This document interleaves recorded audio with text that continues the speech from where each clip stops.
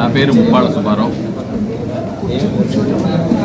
ఈ యొక్క సమావేశం ప్రధాన లక్ష్యం అందరికీ విద్య అందుబాటులో ఉండాలి, రాజ్యాంగపరమైన హక్కులను పరిరక్షించాలి, అలాగనే ప్రభుత్వం బడుగు బలహీన వర్గాలు వెనుకబడిన తరగతులు ఆర్థికంగా అసమానతలు గురవుతున్న వ్యక్తుల యొక్క బిడ్డలకి చట్టపరమైన హక్కులను పరిరక్షించాలని ఒక ప్రధాన లక్ష్యంతో చేయడం హర్షణీయం. ఎందుకంటే ఈ రోజున విద్య ప్రైవేటు పరం అయిపోయింది.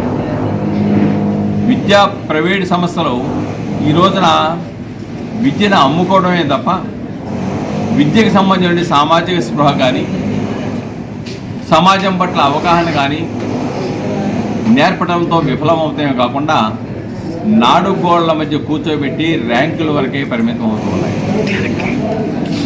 కాబట్టి రాజ్యాంగం ప్రకారం 14 సంవత్సరాల లోపు పిల్లలందరూ కూడా నిర్బంధ విద్య ప్రవేశపెట్టాలి. అలాగనే విద్యా సంస్థల్లో ఆర్థికంగా వెనుకబడిన వాళ్ళకి రిజర్వేషన్ సీట్లు కేటాయించాలి. అలానే అధిక ఫీజులు, ప్రభుత్వం నిర్ణయించిన ఫీజులు తీసుకొని మాత్రమే యాజమాన్యాలు విద్యా సంస్థల నిర్వహణకు పాల్పడాలి. కానీ ఈ రోజున అవి లోపించినాయి. ఇష్టానుసారంగా ఫీజులు వసూలు చేస్తున్నారు. దాన్ని కంట్రోల్లో చేయవలసినటువంటి అధికారులు అవకతవకలకు పాల్పడి దాన్ని పట్టించుకోకుండా నిర్లక్ష్యం వహిస్తూ ఉన్నారు. విధి నిర్వహణ లోపానికి పాల్పడుతున్నారు అధికారుల సైతం. కాబట్టి విధి నిర్వహణకి లోపాలకు పాల్పడుతుంది సంబంధిత విద్యాశాఖ అధికారుల్ని మేల్కొల్పడానికి, నిబంధనలను సక్రమంగా అమలు చేయించడానికి, అందరికీ విద్య అందుబాటులో తీసుకొచ్చి సామాజికపరమైన విద్యను బోధించడానికి ఈ రోజున ఇటువంటి సంస్థల యొక్క అవసరం, ఆవశ్యకత ఈ సమాజానికి ఉంది. ఈ దేశం నాకేం చేసిందని కాదు, ఈ దేశానికి నేనేం చేశాను అనే ఆలోచన రేకెత్తించడానికి, అలాగనే ఇప్పటికే కుటుంబ వ్యవస్థ చిన్నాభిన్నం అయిపోయి బిడ్డలు సైతం తల్లిదండ్రులు వృద్ధాప్యంలో వాళ్ళని వృద్ధాప్య ఆశ్రమాల్లో పెట్టేటువంటి దౌర్భాగ్య సంస్కృతి ఈ దేశంలోకి ఎంటర్ అయిపోయింది. సామాజిక స్పృహ లోపించింది.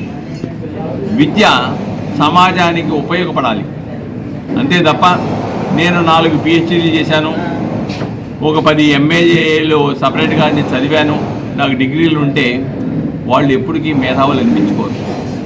సామాజిక స్పృహతో కూడినటువంటి విద్యావంతులు ఎవరైతే ఉన్నారో వాళ్ళను మాత్రమే సమాజం మేధావులుగా గుర్తిస్తుంది. అంతేగా డిగ్రీల వరకే పరిమితమైన వ్యక్తుల్ని వాళ్ళని మేధావులుగా మాత్రమే గుర్తించాలి. కాబట్టి విద్యావంతులు ఇలాంటి సామాజిక స్పృహ కలిగిన వాళ్ళ బాధ్యత మరింత పెరిగింది ఈ సమాజంలో. ఎందుకంటే నిరక్షరాస్యుల సంఖ్య విపరీతంగా ఉన్నటువంటి సమాజంలో మనం ఉన్నాం. కాబట్టి అటువంటి నిరక్షరాస్యులను చైతన్యవంతులు చేయటం, వాళ్ళ బిడ్డల్ని బాల కార్మికులుగా అవ్వకుండా విద్యావంతులను చేయటం, అలాగనే విద్యను నేర్చుకునేటప్పుడు పేరెంట్స్ కూడా పిల్లవాడు తప్పుడు మార్గంలో పడకుండా, గంజాయి లాంటి వ్యసనాలకు లోను కాకుండా, అలాగనే చట్ట వ్యతిరేక కార్యకలాపాలకు లోను కాకుండా సక్రమ మార్గంలో పయనించే విధంగా ఇటువంటి సంస్థల్లో పేరెంట్స్ని, పిల్లల్ని చైతన్యవంతులు చేయడానికి టీచర్ల సహకారంతో తీసుకెళ్ళాలి. అటువంటి సంస్థ ఉపయోగపడుతుంది. ఈ సంస్థ మరింత విస్తృతపరచాలని, అలానే ప్రతి ఒక్కళ్ళు కూడా బాధ్యతాయుతంగా వ్యవహరించాలని చెప్పేసి ఒక ప్రధాన లక్ష్యంతో ఒక చైతన్యవంతులు చేయడానికి ఏర్పాటు చేసినటువంటి సదస్సుగా దీన్ని